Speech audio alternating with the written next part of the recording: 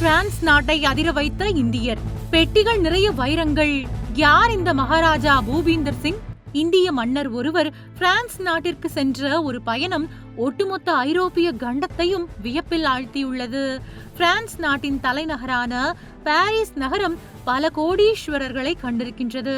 ஆனால் 1928ஆம் ஆண்டில் அங்கு நடந்த ஒரு நிகழ்வு உலக வரலாற்றிலேயே அதுவரை காணாத ஒன்றாக அமைந்தது.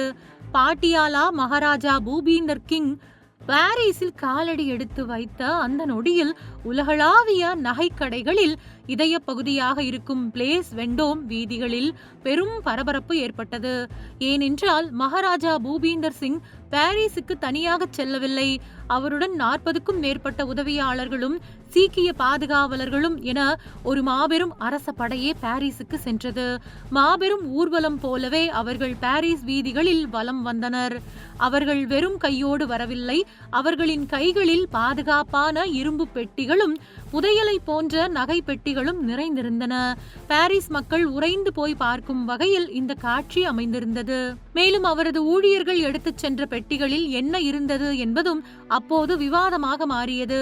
அந்த பெட்டிகளுக்குள் 7500க்கும் மேற்பட்ட வைரங்கள், 1400க்கும் அதிகமான மரகதங்கள், ஏராளமான மாணிக்கங்கள், நீலக்கல் மற்றும் முத்துக்கள் நிறைந்திருந்தன. ஐரோப்பாவின் முன்னணி நகை வடிவமைப்பாளர்களையே பிரமிக்க வைக்கும் அளவிற்கு அங்கே ஒரு மாபெரும் புதையலை கொண்டு வரப்பட்டிருந்தது. அப்போது பாரிஸ் நகரம் முழுவதும் ஒரே ஒரு கேள்விதான் எதிரொலித்தது. இந்த எண்ணற்ற விலை மதிப்பற்ற கற்களை கொண்டு நகைகளை வடிவமைக்க மகாராஜா எந்த நிறுவனத்தை தேர்ந்தெடுக்க போகிறார் என்பதே அந்த கேள்வி. இறுதியாக மகாராஜா எடுத்த முடிவு அனைவரையும் வியப்பில் ஆழ்த்தியது. பாரிஸின் மிகவும் புகழ்பெற்ற மற்றும் பாரம்பரியமிக்க நகை நிறுவனமான புஷரான் நிறுவனத்திற்குள் மகாராஜா பூபீந்தர் சிங் நுழைந்தார். அங்கு ஏற்கனவே செய்து முடிக்கப்பட்ட ரெடியாக இருந்த நகைகளை வாங்குவது அவரது திட்டம் இல்லை.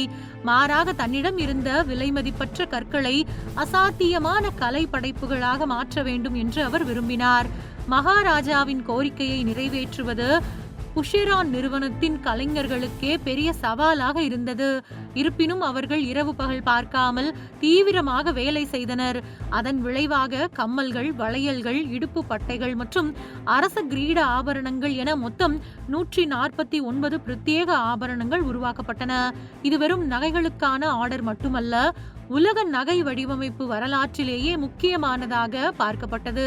இதே காலகட்டத்தில்தான் கார்டியர் நிறுவனத்திடம் இருந்து உலக புகழ்பெற்ற பாட்டியாலா நெக்லஸ் என்ற மாலையையும் அவர் வாங்கினார்.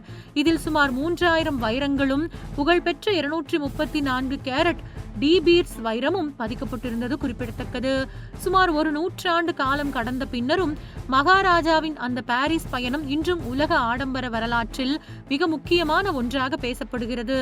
வெறும் 6 அடி உயரம் உள்ள மாபெரும் மகாராஜா 40 உதவியாளர்கள் மற்றும் ஆயிரக்கணக்கான வைரங்களுடன் வந்து ஒட்டுமொத்த பாரிஸ் நகரத்தையே வியப்பில் ஆழ்த்திய அந்த தருணம் ஆடம்பரம் என்ற வார்த்தைக்கு புதிய அர்த்தத்தை கொடுத்திருக்கின்றது. 100 ஆண்டு காலம் ஆகியும் இன்னும் அந்த நிகழ்வு ஒரு பாரிஸ் நகர வீதியில் தரமான ஒரு சரித்திர சம்பவமாக நிலைத்திருக்கின்றது.